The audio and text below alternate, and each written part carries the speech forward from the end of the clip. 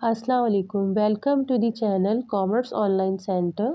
और according to time table जो हमने अपने चैनल पे अपलोड किया हुआ है, उसके अकॉर्डिंग हमारा जो आज डे है उसके अकॉर्डिंग ही हमारा बिजनेस एंड इंडस्ट्रियल लॉ है, जो कि बीकॉम पार्ट 2 का जो है वो एक सब्जेक्ट है। और उसी को हम यहाँ डिस्कस कर रहे हैं। ये थ्योरी सब्जेक्ट है बीकॉम पार्ट 2 का। आज हम सिंपल इसका सिर्फ इंट्रोडक्शन देखेंगे कि बिज़नेस लॉ क्या होता है और उसका कॉन्ट्रैक्ट एंड उसकी टाइप्स क्या होती हैं, वो हम डिस्कस करेंगे।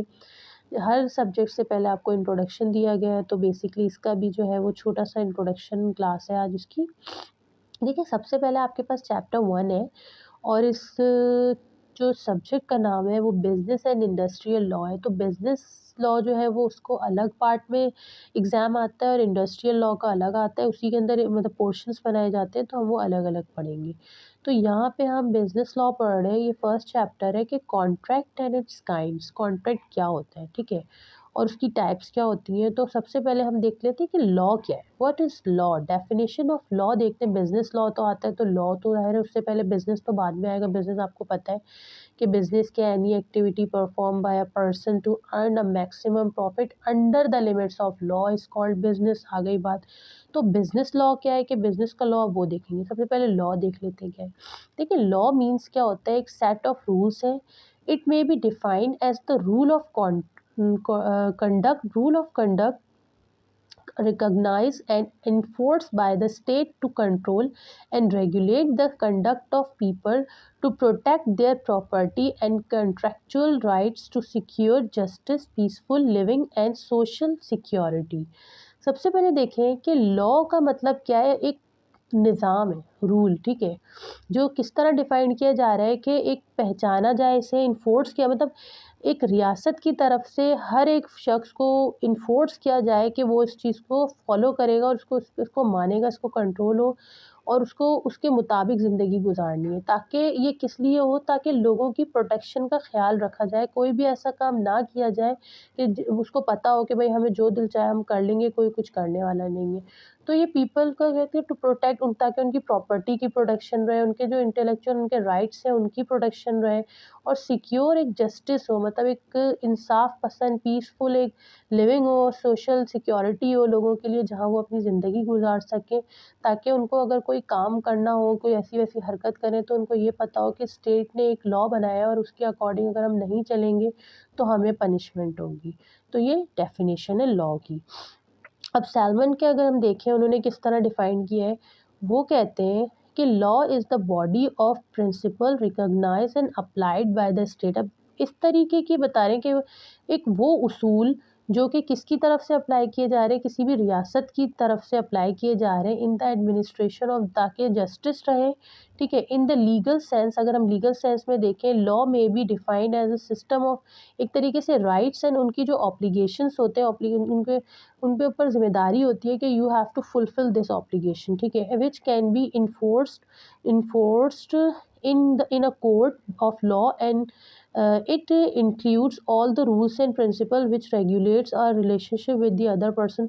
वही बात बताइए कि कोर्ट की तरफ से उनको इन्फोर्समेंट हो गए, वो आपको ये काम करना है, अगर आपने ये नहीं किया और इसके अकॉर्डिंग आप नहीं चले तो आपको उसकी पनिशमेंट को फेस करना होगा। एक डर होता है लॉ का। तो अब नीड की कहाँ, मतलब अब ये बात आती है कि इसकी ज़रूरत कहाँ है, मतलब लॉ की कहाँ ज़रूरत है आपके पास।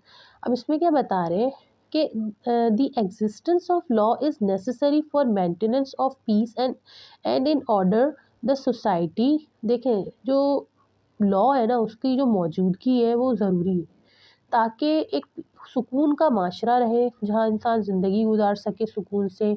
उसके साथ-साथ जो है सोसाइटी में, उसके अलावा क्या है, इन द एब्सेंस, अगर देखा जाए कि एब्सेंस हो लॉ का, मतलब गैर मौजूदगी हो, पता हो कि कोई लॉ ही नहीं है, तो no person will recognise the rights of other. किसी को भी किसी के हुकूक का पता नहीं होगा। बोलेगा जिस तरह हमें जो चाहे हम करें, हमें क्या कोई कह सकता है। जंगल का कानून जिसे कहा जाता है, ठीक है। तो life and business can not continue without law. तो अगर देखा जाए तो ज़िंदगी और जो कारोबार है वो नहीं चल सकते जब तक कि एक प्रॉपर लॉ ना हो, ठीक है। तो अगर हम देखें, conduct of the people and the protect their property and contractual skills, thus law is necessary to make organized living possible and to bring social changes according to the needs of the society. तो ये बहुत important है, आपको होता है ज़िंदगी गुजारने के लिए लोगों की पॉसिबिलिटीज़, सोशल चेंजेस के लिए तो लॉ की इसलिए ज़रूरत है, इस वजह से लॉ को बनाया गया। ये तो बेसिक नीड थी। अब बिज़नेस लॉ क्या है, अब हम आ जाते हैं कि हमारी डेफिनेशन क्या है।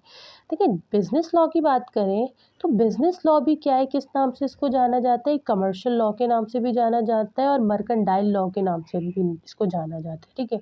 It is a branch of law, ये लॉ की एक ब्रांच है जो कि गवर्न कर रही है और रेगुलेट कर रही है ट्रेड एंड कॉमर्स को। मतलब ट्रेडिंग किसको कहते हैं, बाइंग, जैसा जब आप कोई चीज़ बाइंग एंड सेलिंग कर रहे होते हैं तो इसको ये कर रहा होता है, उसके अंदर जो रूल्स बनते हैं, और उसके अंदर हम बाइंग एंड सेलिंग में भी तो रूल्स होते हैं ना कि आपने ये चीज़ इतने की बेची है, इतनी इतने टाइम तक पोजीशन रखी है, तो उसका भी कुछ रूल्स होगा, तो वो बिजनेस लॉ में आ जाता है। It deals with the rights and obligations arrived out the business transactions in respect of the mercantile property.